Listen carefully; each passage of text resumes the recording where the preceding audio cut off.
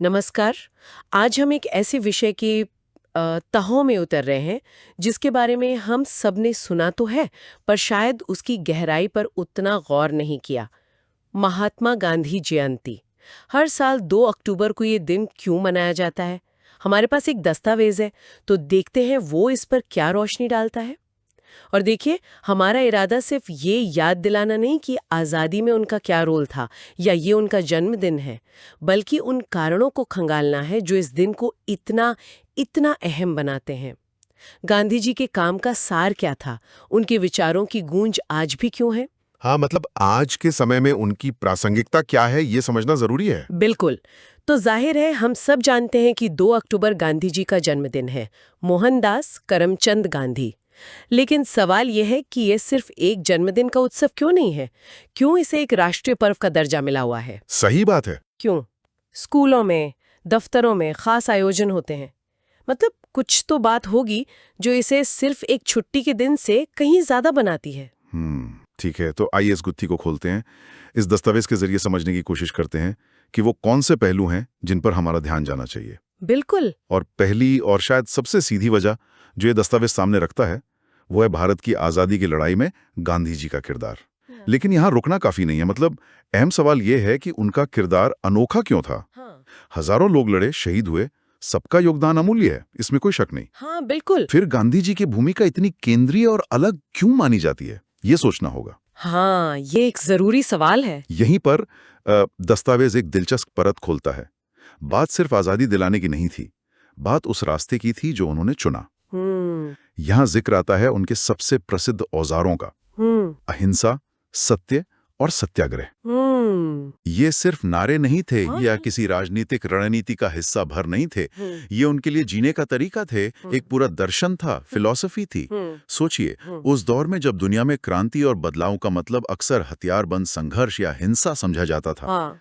गांधी जी एक बिल्कुल अलग सोच पेश कर रहे थे। हाँ, ये वाकई सोचने वाली बात है। अहिंसा मतलब हिंसा न करना। हम्म, ये शब्द सुनने में कितना सरल लगता है ना? जी, लेकिन इसे एक राजनीतिक हथियार के तौर पर इस्तेमाल करना, और वो भी दुनिया के सबसे बड़े साम्राज्य के खिलाफ। ये कमाल की बात है। ये दस्तावेज इसी बात पर जोर देता है कि गांधी जी का ये विश्वास अटूट था कि जोर जबरदस्ती या खून खराबे से मिली आजादी या बदलाव कभी टिकाऊ नहीं हो सकता। सही। उनका मानना था कि अगर लक्ष्य पवित्र है तो साधन भी पवित्र होने चाहिए। ये बड़ी बात है। बिल्कुल। और दूसरा शब्द आपने कहा, सत्य। हाँ, सत्य यानी सच पर टिके रहना। सिर्फ जुबानी सच नहीं, बल्कि मन, वचन और कर्म में सच्चाई। ये भी कोई आसान रास्ता नहीं था। अपने विरोधियों के सामने भी सच बोलना, अपनी गलतियां मानना, पारदर्शिता रखना, ये उनके आंदोलन का अहम हिस्सा था। क्या ये दस्तावेज सत्याग्रह पर थोड़ी और रोशनी डालता है? ये शब्द अक्सर सुनने में आता है, पर शायद सभी इसके सही मतलब से वाकिफ ना हो। हाँ, बिल्कुल। दस्तावेज सत्याग्रह को सिर्फ शांतिपूर्ण विरोध कहकर नहीं छोड़ता।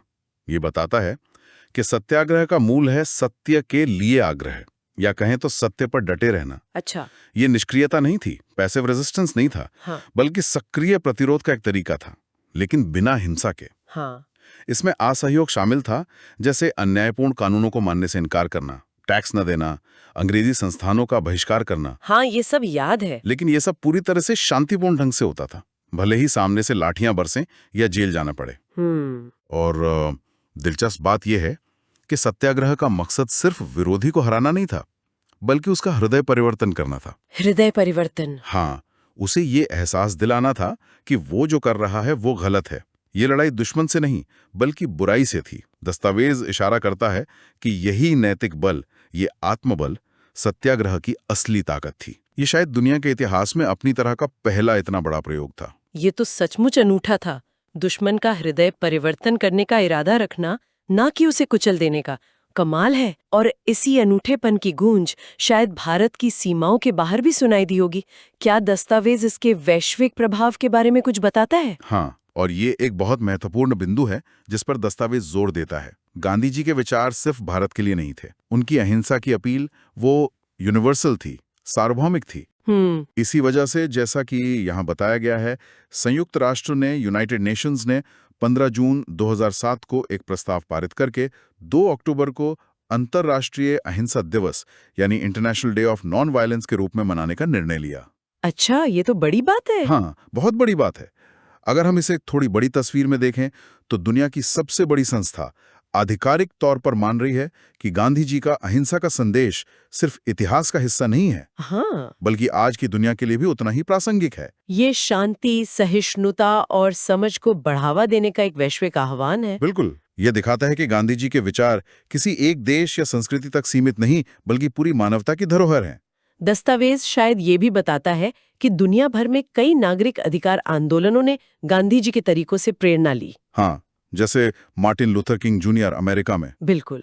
या नेल्सन मंडेला दक्षिण अफ्रीका में, कहीं ना कहीं उनके संघर्षों में भी गांधी जी के विचारों की झलक दिखती है। जी हाँ, ये जानना कि भारत से निकला एक विचार दुनिया भर में अन्याय के खिलाफ लड़ने वालों के लिए प्रेरणा बना, ये अपने आप में गर्व की बात है। निश्चित रूप से। लेकिन क्या गांधी जयंती मनाने का मतलब सिर्फ उनके राजनीतिक योगदान या अहिंसा के सिद्धांत को याद करना है, या दस्तावेज उनके व्यक्तित्व के और पहलुओं पर भी ध्यान खींचता है? हाँ, बिल्कुल।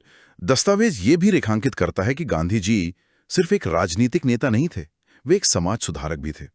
और उनके जीवन के कई और पहलू हैं जो आज भी प्रेरणा देते हैं। यहाँ जिक्र आता है ईमानदारी, सादगी और समाज सेवा जैसे मूल्यों का। सादगी? हाँ, गांधी जी ने सिर्फ इन बातों का उपदेश नहीं दिया, बल्कि उन्हें अपने जीवन में उतारा। सोचिए, बैरिस्टर की पढ़ाई करके लौटे थे, चाहते तो एक शानदार जीवन जी सकते थे, है ना? बिल्कुल। लेकिन उन्होंने चुना सादगी का रास्ता। कम से कम कपड़े पहनना, साधारण भोजन करना, खुद अपने काम करना। उनका मानना था कि अगर आप आम जनता से जुड़ना चाहते हैं तो आपको उनकी तरह रहना होगा। हाँ, दस्तावेज बताता है कि उनकी ये सादगी सिर्फ दिखावा नहीं थी, बल्कि उनके इस विश्वास से जुड़ी थी कि प्रकृति हमें उतना ही देती है जितनी हमारी जरूरत है। लालच की कोई सीमा नहीं होती। सही कहा। और समाज सेवा की बात, उन्होंने अंत्योदय का सिद्धांत दिया। जी हाँ, अंत्योदय यानी कतार में खड़े आखिरी व्यक्ति का उदय। उन्होंने दलितों के उत्थान के लिए काम किया, जिन्हें वे हरिजन कहते थे, यानी ईश्वर के लोग। बिल्कुल। उन्होंने गांवों की आत्मनिर्भरता पर जोर दिया, चरखे को उसका प्रतीक बनाया। क्या दस्तावेज इन बातों को राष्ट्रीय एकता से जोड़ता है? हाँ, ये एक अहम कड़ी है। दस्तावेज बताता है कि गांधी जी के ये विचार ईमानदारी, सादगी, सभी की सेवा, खासकर सबसे कमजोर की, ये सब मिलकर राष्ट्रीय एकता की भावना को मजबूत करते हैं। जब समाज में लोग निजी स्वार्थ से ऊपर उठकर एक दूसरे के प्रति सेवा और सम्मान का भाव रखते हैं तो देश अपने आप मजबूत होता है। हाँ, ये तो है। गांधी जी ने भाषा, धर्म, जाति के आधार पर बटे हुए समाज को एक सूत्र में पिरोने की लगातार कोशिश की। उनका सर्वधर्म समभाव का विचार इसी दिशा में एक कदम था। तो ये सिर्फ इतिहास की बात नहीं है, ये मूल्य तो आज भी उतने ही जरूरी है, शायद पहले से भी ज्यादा। बिल्कुल। ईमानदारी, सादगी, दूसरों की सेवा, धार्मिक सहिष्णुता, ये सब एक अच्छे समाज की नींव है। तो गांधी जयंती मनाना एक तरह से इन मूल्यों को फिर से याद करने और अपने जीवन में उतारने की प्रेरणा लेना भी है। बिल्कुल सही। तो अगर हम सार निकालने की कोशिश करें, जैसा ये दस्तावेज भी करता है, तो गांधी जयंती सिर्फ एक व्यक्ति का जन्मदिन नहीं है। ये एक विचार का उत्सव है। ये उन सिद्धांतों, अहिंसा, सत्य, सत्याग्रह को याद करने का दिन है जिन्होंने न सिर्फ भारत को आजादी दिलाई, बल्कि दुनिया को संघर्ष का एक नया नैतिक रास्ता दिखाया। हाँ, ये उन मूल्यों, सादगी, सेवा, ईमानदारी को याद करने का दिन है जो एक बेहतर इंसान और बेहतर समाज बनाने के लिए जरूरी हैं। सही। ये हमें रुक कर सोचने का मौका देता है। दस्तावेज हमें याद दिलाता है कि गांधी जी ने एक रास्ता दिखाया था। अब ये सवाल उठता है कि क्या हम सिर्फ उस रास्ते को याद करके संतुष्ट हो जाएं या उस पर चलने की कोशिश भी करें? बहुत अहम सवाल है ये। क्या उनके आदर्श सिर्फ किताबों और भाषणों तक सीमित रहना चाहिए या उन्हें अपनी जिंदगी का हिस्सा बनाने की जरूरत है? तो हमने देखा कि इस दस्तावेज के आधार पर गांधी जयंती मनाने के पीछे कितने गहरे और बहुआयामी कारण हैं। ये सिर्फ छुट्टी का दिन नहीं है, ये याद दिलाता है आजादी की लड़ाई में उनके अद्वितीय अहिंसक नेतृत्व की। जी। अहिंसा और सत्य के उस शक्तिशाली संदेश की जिसे आज पूरी दुनिया मानती है। बिल्कुल। उनके जीवन से मिलने वाली प्रेरणा की सादगी, सेवा और सत्य के प्रति निष्ठा, हाँ, उन मूल्यों की जो राष्ट्रीय एकता और एक बेहतर समाज बनाने के लिए जरूरी हैं। और हाँ, अंतर्राष्ट्रीय अहिंसा दिवस के रूप में उनकी वैश्विक प्रासंगिकता की। सही। तो इस सब का निचोड़ क्या है? निचोड़ ये है कि 2 अक्टूबर हमें उन शक्तिशाली विचारों और आदर्शों की याद दिलाता है जिन्होंने न केवल इतिहास बदला बल्कि जो आज भी हमारे लिए प्रासंगिक है। ये सिर्फ अतीत को याद करने का दिन नहीं बल्कि भविष्य को संवारने की प्रेरणा लेने का दिन है। ये उन सिद्धांतों पर गहराई से सोचने का मौका है। और इसी सोच से एक सवाल मन में आता है जिस पर शायद हम सभी को विचार करना चाहिए। ये दस्तावेज हमें गांधी जी के अहिंसा, सत्य और सत्याग्रह के मार्ग की याद दिलाता है। आज की दुनिया जो इतनी जटिल है, इतनी तेज रफ्तार है, जहां अक्सर टकराव और विभाजन नजर आता है, ऐसी दुनिया में ये सिद्धांत कितने कारगर हो सकते हैं? ये सोचने वाली बात है। क्या आज भी बिना हिंसा के बड़े बदलाव लाना संभव है? क्या सत्य पर टिके रहना व्यवहारिक है जब चारों तरफ चालाकी और झूठ का बोलबाला दिखता हो?